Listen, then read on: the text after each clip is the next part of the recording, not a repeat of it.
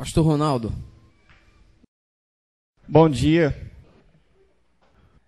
Eu peço que os irmãos lembrem de orar por nós, lembrem de orar por Macau.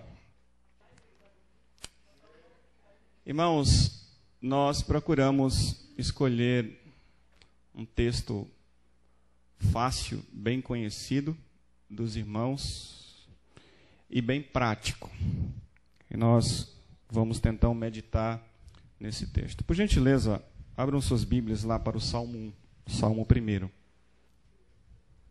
Diz assim: Bem-aventurado o homem que não anda no conselho dos ímpios, não se detém no caminho dos pecadores, nem se assenta na roda dos escarnecedores. Antes, o seu prazer está na lei do Senhor, e na sua lei medita de dia e de noite.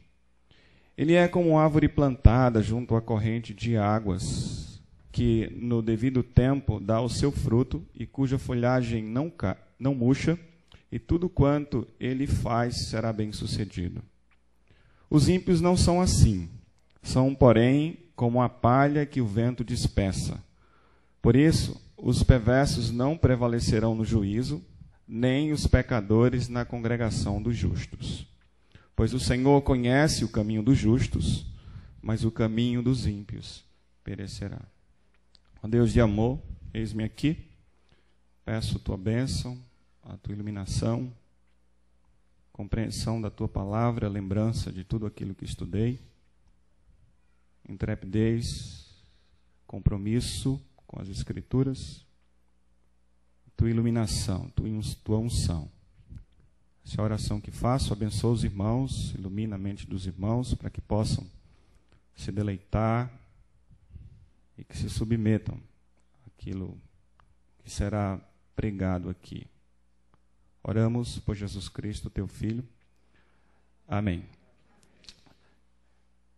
O estudo dos Salmos é bem interessante. Se você consultar certos estudos, alguns até postados na internet, você vai notar que tais estudiosos procuram classificar os Salmos.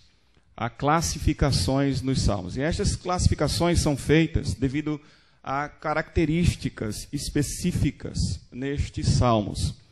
Há os Salmos, uma classe que é chamada de Salmos de sabedoria, ou Salmos sapienciais, e alguns chamam de Salmos didáticos.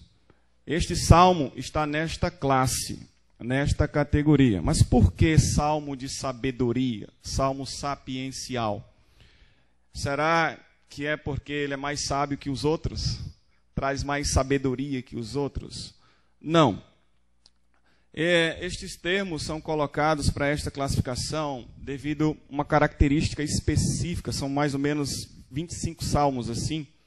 E a característica é de trazer, eles trazem ensinos práticos para a vida cristã. São salmos de instrução, são cânticos que trazem ensinamentos para o povo, visando conduzir este povo a, então, viverem de uma maneira piedosa, a terem plena satisfação em Deus e alegria também no Senhor. E nestes salmos a gente encontra toda a estrutura poética e tudo, elementos sendo contrastados, sendo ilustrados. Então, todos eles carregam esta característica. Há outras classes também, por exemplo, os salmos imprecatórios, termo difícil aí, mas em resumo, são salmos que carregam orações, que descrevem orações, pedindo para que Deus se manifeste e exerça a sua justiça contra os ímpios. Há uma outra classe, que são os salmos doxológicos, ou salmos que procuram enaltecer a Deus, falar dos atributos de Deus, da grandeza de Deus. São salmos que nós poderíamos ilustrar com aquela música Tu és soberano, certo? Aquele cântico, embora que não é um salmo, mas é um cântico doxológico, um cântico que vai mostrar a grandeza de Deus. Então, os salmos doxológicos são assim. Existem também os salmos messiânicos, certo? São os salmos que então trazem profecias acerca da primeira vinda de Cristo, acerca do Messias. Não só a primeira vinda, mas todo o seu programa. Então, há outras classes também que eu quero poupar aqui para a gente poder ganhar tempo. Então, vamos logo entender a estrutura e o propósito deste salmo. O propósito é claro. A gente percebe em verso 1 que a ideia é descrever um homem que é bem-aventurado. Então, o propósito primário do salmo é trazer uma descrição de um homem que é bem-aventurado. A palavra bem-aventurado é uma palavra muito rica na Bíblia. Uma palavra que fala de alegria, de felicidade e de plena satisfação. Então, este salmo procura descrever um homem assim. Um homem que é plenamente satisfeito, um homem que é plenamente feliz, plenamente alegre no Senhor. Então, quem aqui tem desejo de ser plenamente satisfeito no Senhor e ter alegria transbordante no coração? Acredito que todos nós, homens e mulheres presentes, desejam, então, ter uma vida assim. Então, este salmo vai discorrer em cima disso, procurando descrever este homem que nós devemos almejar, que nós devemos ter como sonho de consumo.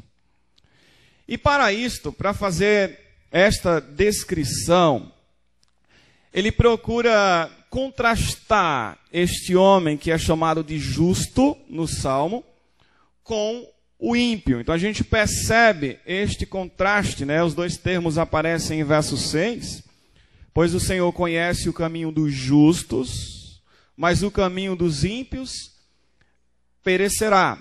E também quando ele vai fazer ilustrações, também comparando, ele diz que o justo é como uma árvore plantada, que a gente vai analisar mais de perto esse verso, e na frente ele diz, não, o ímpio, ele é como a palha que o vento dispersa. Então a gente nota esse contraste sendo feito, mas o propósito que vejo, primário, é então esta ênfase neste homem que é plenamente satisfeito, e que este contraste é feito para favorecer a descrição que ele está fazendo. Deixando um pouquinho essa parte técnica do Salmo de lado, vamos às aplicações. Na descrição que ele faz, na parte descritiva deste homem bem-aventurado, ele informa para nós que este homem, ele toma o passo de desprezar e rejeitar o mundo. Isso aqui é claro. Ele diz, bem-aventurado o homem que não anda no conselho dos ímpios, não se detém no caminho dos pecadores, não se assenta na roda dos escarnecedores. Os três verbos aí, anda, detém e assenta, traz a ideia de mundo, de um mundo que está em oposição a Deus. A gente nota ideologia, filosofia, conselho dos ímpios. A gente nota os dois outros verbos sendo mais práticos no sentido de exercer as ideologias. Para que os irmãos entendam bem a relação entre estes verbos, deixe-me ilustrar aqui. O homem passa a apreciar as ideologias do mundo, às vezes até normas morais, pode ser até normas morais, ele começa a admirar isso tudo. Certo comportamento, aí toda a ideologia do mundo que está por trás, toda a filosofia.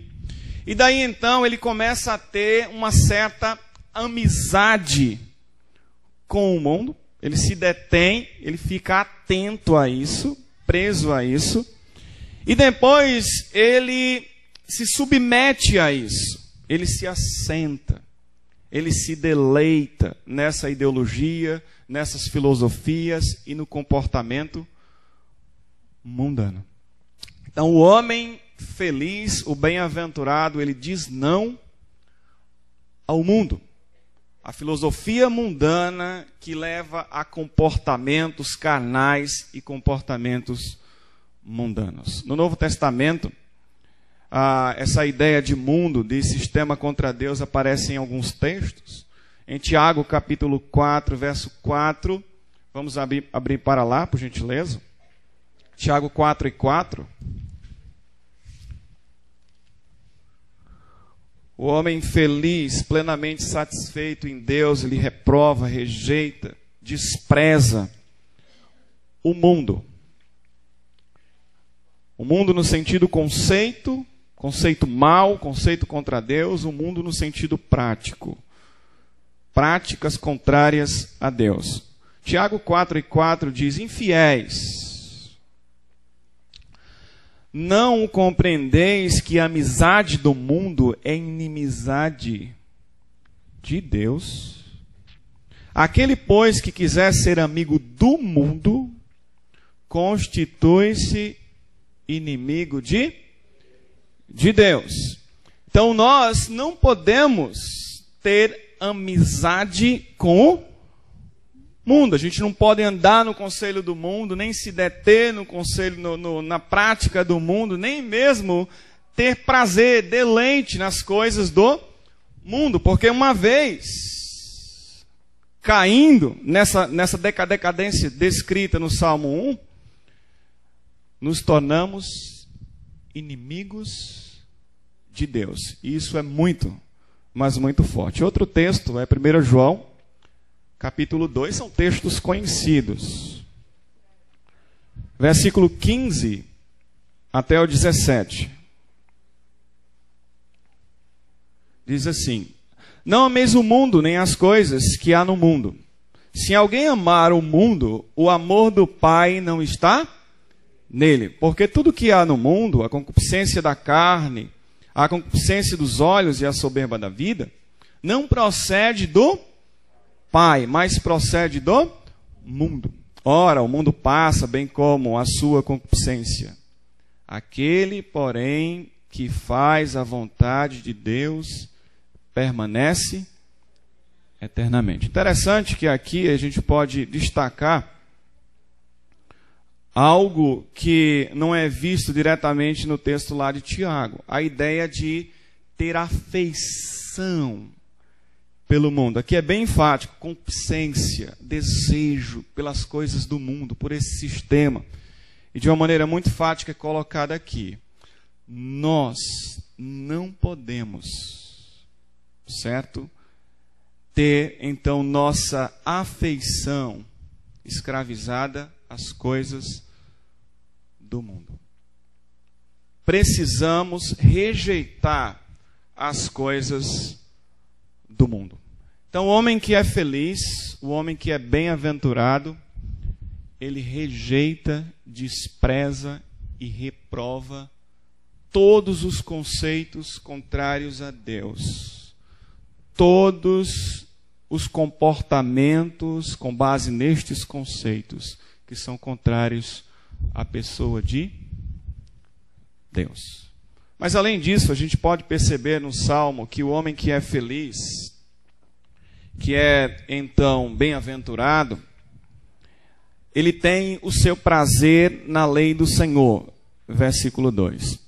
Certamente que ele tem a repúdio do mundo, porque ele tem prazer na lei do Senhor. Então, repudiar o mundo é consequência de ter prazer na lei do Senhor e de meditar de dia e de noite. Então a gente nota aqui que o Salmo afirma que o feliz, o plenamente satisfeito no Senhor, ele tem prazer na lei do Senhor e medita de dia e de noite. Pastor Almir tem ficado com uma parte bem difícil dos nossos estudos, que é uma parte técnica. Fez muito bem as aplicações, certo, de cada parte da cronologia vista ontem, mas é muito difícil.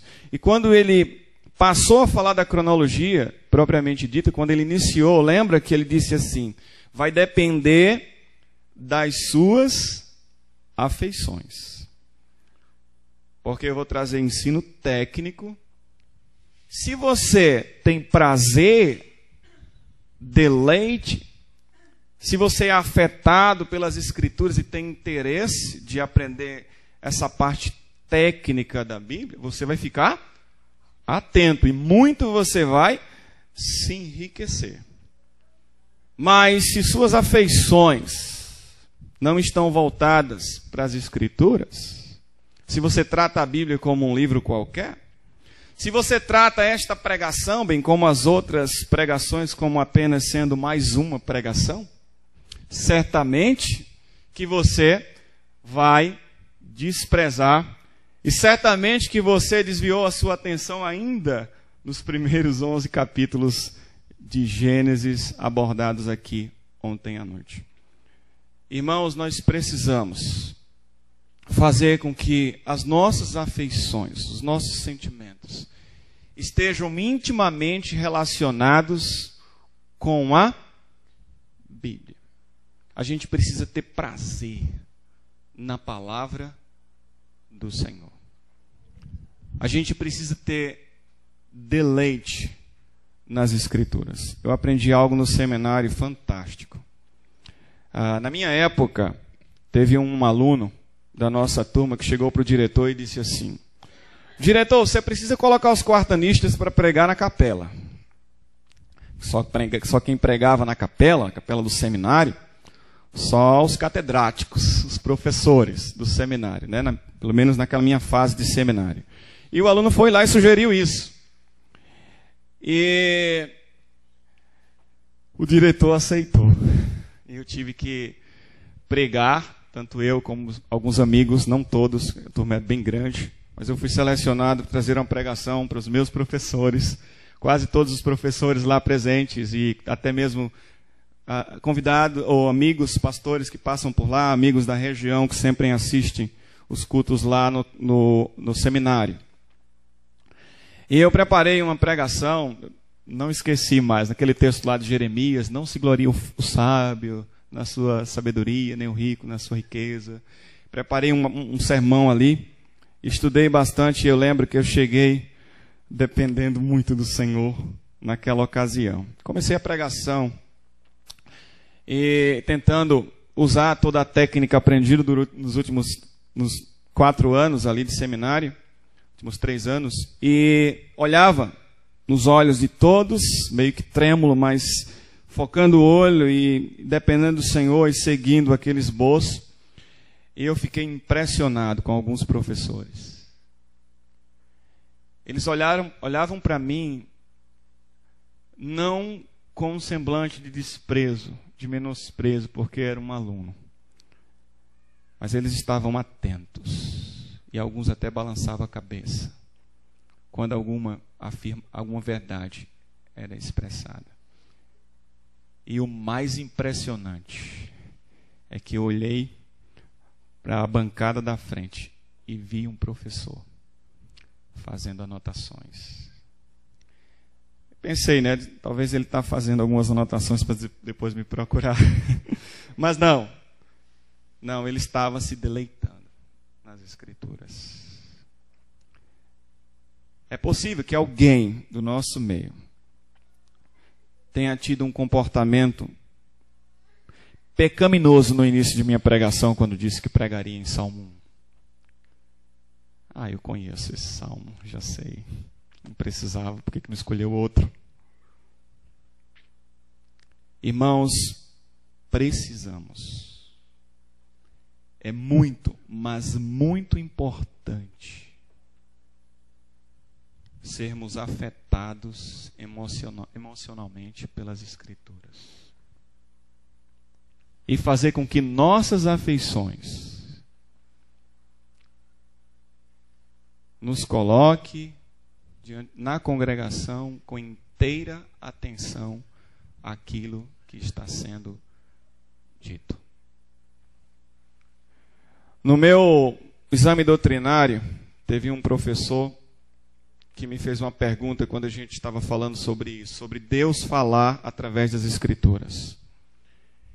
Ele disse assim: Então, Ronaldo, você é existencialista. Você acredita que Deus fala através das Escrituras? E me responda. Deus fala mais em certas pregações e fala menos? Até aí tudo bem com a pergunta, mas ele foi mais além e disse assim: a Bíblia, em certas pregações, se torna a palavra de Deus direta a corações específicos. Aí eu entendi a pegadinha e pude responder para ele. Eu sou existencialista no sentido de que Deus fala através das pregações. Ele fala. Eu creio que Deus tem nos falado neste acampamento.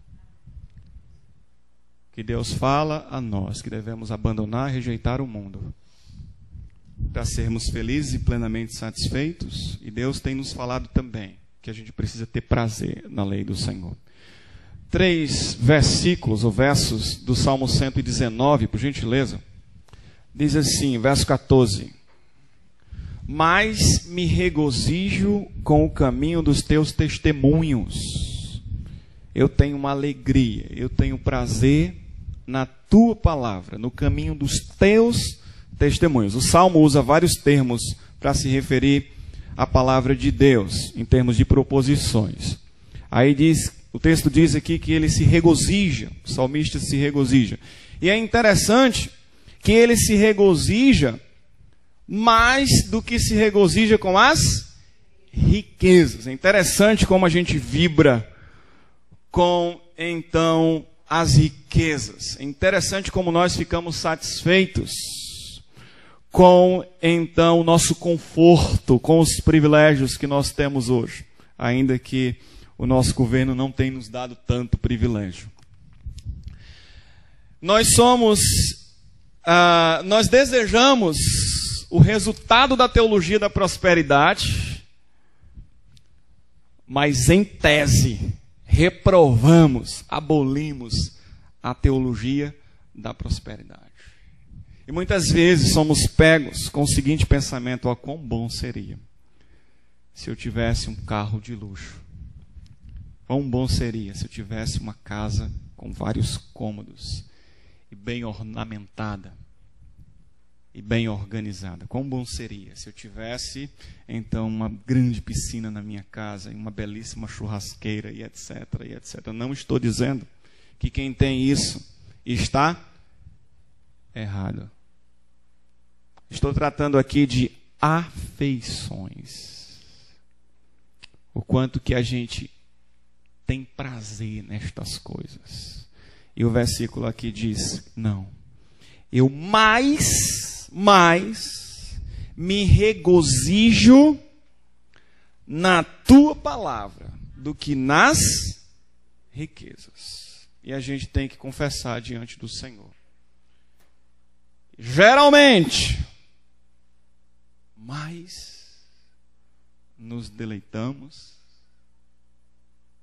no nosso conforto do que na palavra do Senhor. Nós vivemos dias difíceis. Verso 16 diz assim: terei prazer nos teus decretos. Antes o teu prazer está na lei do Senhor. Terei prazer nos teus decretos. Não me esquecerei da tua palavra. E verso 35 diz assim: guia-me pela vereda dos teus pensamentos, dos teus mandamentos, pois nela me comprazo. Nela tenho prazer. Nela eu me alegro. Nela eu tenho satisfação. Eu me deleito. É o que o texto está dizendo. Suas afeições estão intimamente relacionadas com a Bíblia.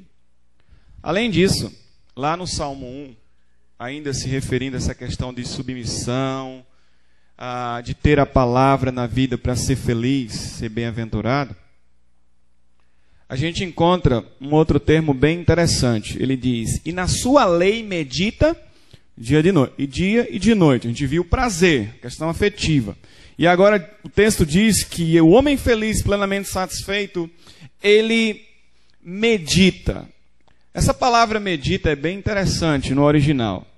A ideia é a seguinte, de falar baixinho, de falar suave. E deixe-me ilustrar isso aqui.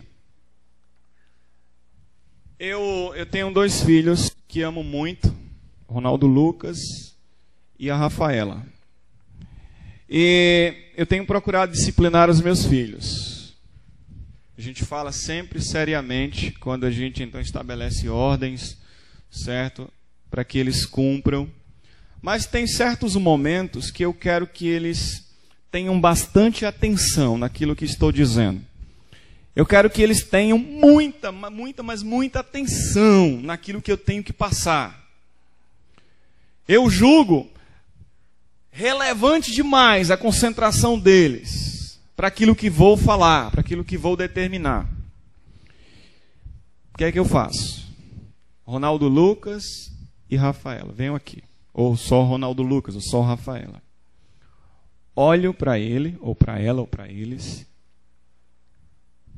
e falo em tom suave, ou em baixo volume, olhando para os olhos deles, com muita seriedade. E eles ficam meio que assustados, atentos ali. E eu passo a instrução. Fiz isso antes de sair de casa. Antes de entrar no carro, chamei os 2. Minha esposa é testemunha disso e falei suavemente no ouvido deles. E seriamente. Procurando fazer com que eles tenham inteira atenção àquilo que estava passando para eles. Questão normativa, trazendo algumas normas para o bem-estar deles no acampamento. O que falei sem esse foco suave, essa concentração toda, foram normas do mesmo jeito. Entende? Normas do mesmo jeito, de igual valor. Quando falamos suavemente, não é que aquela instrução, em termos de, vamos dizer, de supremacia, é mais importante, carrega um maior valor do que a outra. Não. Mas que se exigiu, por causa da situação, meditar, uma atenção maior. Esta palavra tem esse sentido. O sentido de dar uma atenção maior às Escrituras. De ler as Escrituras, de ouvir as Escrituras, com o seguinte conceito em mente: Deus está falando. Como que esse texto se aplica em minha vida? Isto é meditação. Refletir na palavra do Senhor. Um texto bem conhecido que fala disso é o Josué capítulo 1. Você precisa ficar na minha palavra, Josué, meditar de dia e de noite, para fazer o quê? Quem é que lembra? Tudo conforme está escrito. Você precisa ficar atento. Dá muita atenção àquilo que está sendo dito. Deus fez isso na Bíblia. Ele chamou a nossa atenção várias vezes para alguns ensinamentos que passou na sua palavra. E ao chamar a sua atenção, não é que ele está dizendo que este ensinamento passado, com um vocativo, chamando a atenção, é mais importante do que o outro, que ele não chamou a atenção daquela maneira. Deixa-me dar só um exemplo. Romanos, capítulo 12. Ele diz: rogo-vos, pois, certo? Uma expressão muito forte. Preste atenção. Deus nos chamando à parte. E é colocado um atributo dele pelas misericórdias de Deus. E daí a instrução é passada. entra na parte prática do livro de Romanos. Meditação é isto. É parar. É refletir. É considerar a palavra do Senhor dirigida a mim mesmo. Quando nós fazemos leituras assim, quando nós temos comportamento assim no culto, estamos mais perto de sermos homens felizes, plenamente satisfeitos no Senhor. Ainda tentando descrever este homem bem-aventurado, ele usa uma ilustração interessante. Ele diz que o homem bem-aventurado, feliz, que rejeita o mundo, que tem prazer e medita na lei do Senhor, ele é como uma árvore plantada junto à corrente de águas, que no devido tempo dá o seu fruto e cuja folhagem não murcha, e tudo quanto ele faz será bem sucedido. Recentemente eu preguei e usei esse texto aqui no acampamento da igreja de Nova Parnamirim. Eu fui muito longe para ilustrar isso. Eu fui em Maceió falar de uma árvore que admirei na infância. Mas eu não preciso ir muito longe para ilustrar isso. Para que os irmãos entendam. O pastor Almir falou que a região da Galileia é uma região fértil. E com certeza lá deve ter muitas árvores frondosas que dá o fruto na estação certa, apropriada. Não é uma árvore confusa. Certo? Aqui no acampamento tem muitas árvores assim. Árvore frondosa, à beira de águas, que dá o seu fruto na estação apropriada. E as folhas não caem. Não é no sentido de que as folhas não se renovam, porque as árvores necessitam disso, de renovação. Mas a ideia é de que a árvore não murcha. Então é interessante como as árvores aqui estão se renovando. Sempre elas estão bonitas, frondosas. E que na época dos frutos, na época da manga, é muito gostoso, não é não? Não precisa nem trazer lanche. Você tem uma variedade de mangas aí que a gente pode saborear. Então o homem feliz, o homem bem-aventurado, é um homem semelhante a estas árvores. Bonito, admirado, alegre, satisfeito, dedicado na obra, cheio de vigor e de força para servir a Deus. Semelhante às árvores, que saudavelmente são frondosas, dão seus frutos na estação apropriada. E suas folhas apenas se renovam. Elas caem, mas não no sentido de morte daquela árvore. Ela está se renovando, se embelezando a cada dia. O ímpio não é assim. Lembra do contraste?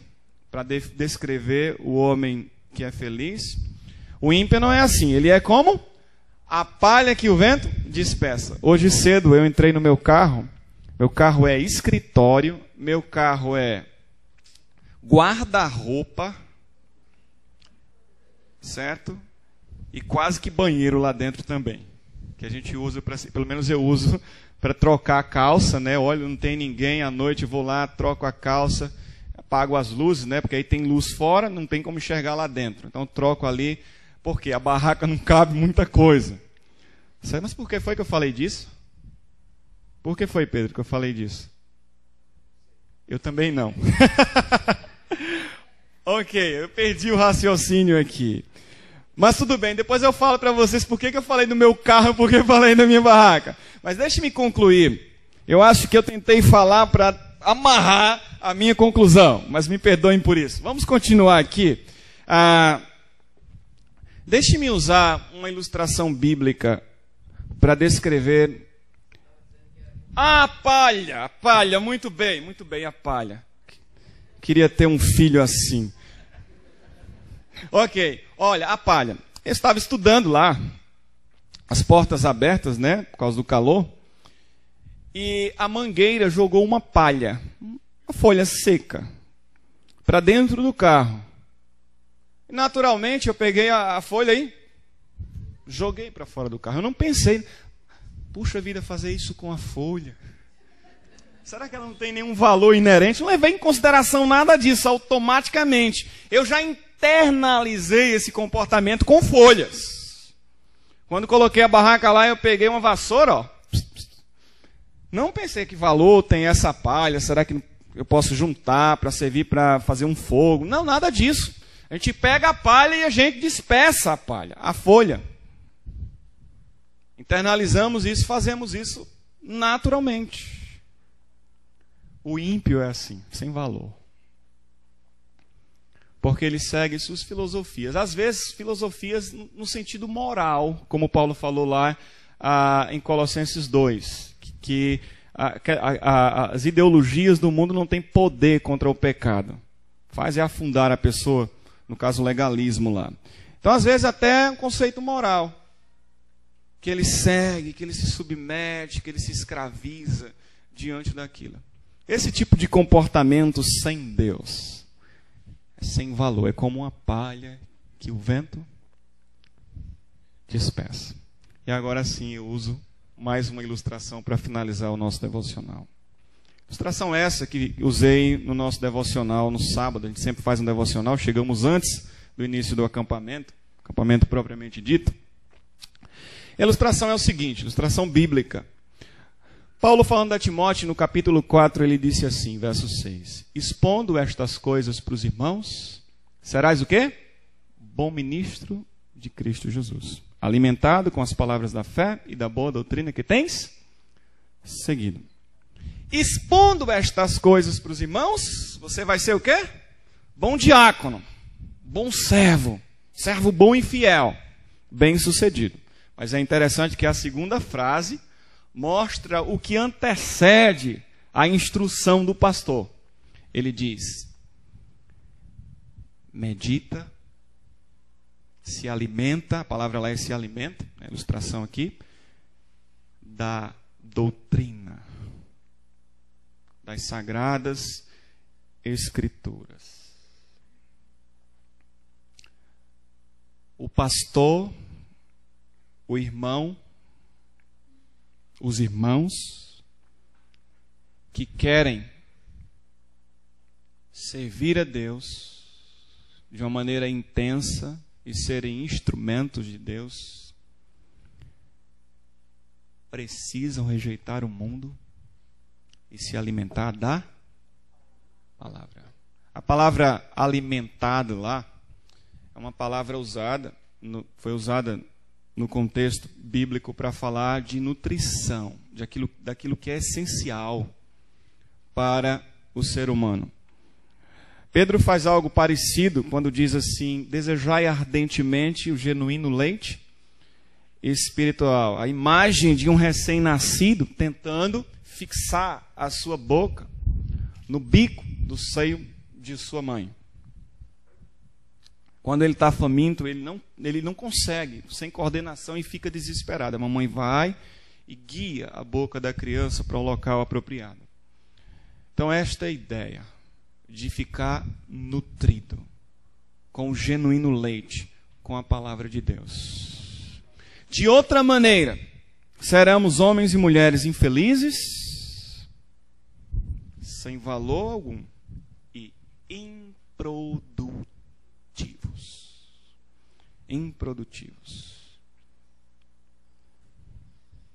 Quem já ficou no estado de desnutrição aqui, levante a mão. Ou pelo menos no processo de desnutrição. Os irmãos têm medo disso. Não é humilhante dizer. Você está me ajudando. Alguns já ficaram. Olha, eu peguei uma infecção intestinal, e fiquei desidratado e perdi o apetite. E logo entrei no estado de desnutrição. Já sou magro, imagine na época em que tive isso. Interessante que o estado de nutrição elimina o gosto pela comida. Você diz, minha mãe dizia, menino come. Eu olhava para a comida, eu tinha ódio. Eu gosto muito de papa de Neston. Como, meu filho, é papa de Neston? Desnutrição. Por isso que os médicos tomam muito cuidado com isso. Fazem de tudo para a criança não ficar desnutrida. Porque depois que ficar, dá muito trabalho para que ela volte a se recompor. Se a gente negligencia, irmãos, a palavra de Deus, chegará ao ponto que ficaremos desnutridos. O desnutrido tem um semblante abatido, triste. O desnutrido, ele não tem força, ele não tem poder. E por isso não consegue produzir. Ele não consegue ir avante. E às vezes o estado de desnutrição é tanto que vai precisar de cuidados especiais. E entra então os pastores que estão presentes aqui e os demais professores. Como que você está, irmão? Você está nutrido? Você é um homem plenamente satisfeito, feliz por rejeitar o mundo e se alimentar da palavra? Ou você é desnutrido? Eu tenho me tornado um rato de acampamento e as ilustrações têm sumido, assim, têm ficado conhecidas. Eu tenho que renovar minhas ilustrações. Então vai mais uma que vocês conhecem. Eu disse que terminaria com esta, mas está relacionada, tá certo? Quando estava prestes a se iniciar a Copa do Mundo da África do Sul, a Globo fez várias reportagens na África. Eu lembro de uma, e talvez os irmãos assistiram e vão lembrar também, de que algumas mães, não tendo como alimentar aquelas crianças desnutridas, elas pegaram uma argila, molharam com sal, um pouco de sal, e desenharam, colocaram nos moldes de um biscoito, e fizeram um fogo, aqueceram aquela argila, fizeram vários biscoitos de argila. E estavam entregando para aquelas crianças. E a imagem passava, e muitos já morreram, e passava a imagem das crianças sem conseguir andar, bem magrinhas. Eu lembro que eu chorei com aquilo. Meu Deus, quanto que eu sou ingrato. Eu tenho tudo em casa. Mas é interessante que a gente olha para essas coisas e tem uma ótica só horizontal, só do mundo. Quando alguém está doente, a gente sofre com isso e tal. Mas a gente precisa ter essa visão espiritual e bíblica. Como que nós estamos? Uma vez que a Bíblia usa essas ilustrações, como que nós estamos em termos de nutrição espiritual?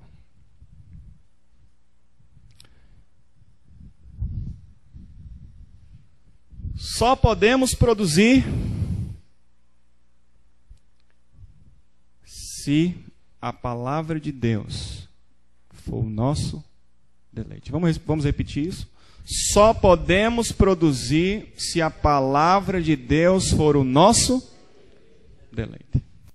Só seremos plenamente satisfeitos e alegres se a palavra de Deus reger as nossas vidas. De outra maneira, desnutrição, dor, sofrimento e vergonha. A minha palavra de Deus, seja um homem plenamente satisfeito na palavra e rejeite e reprove as coisas do mundo. Que Deus abençoe os irmãos.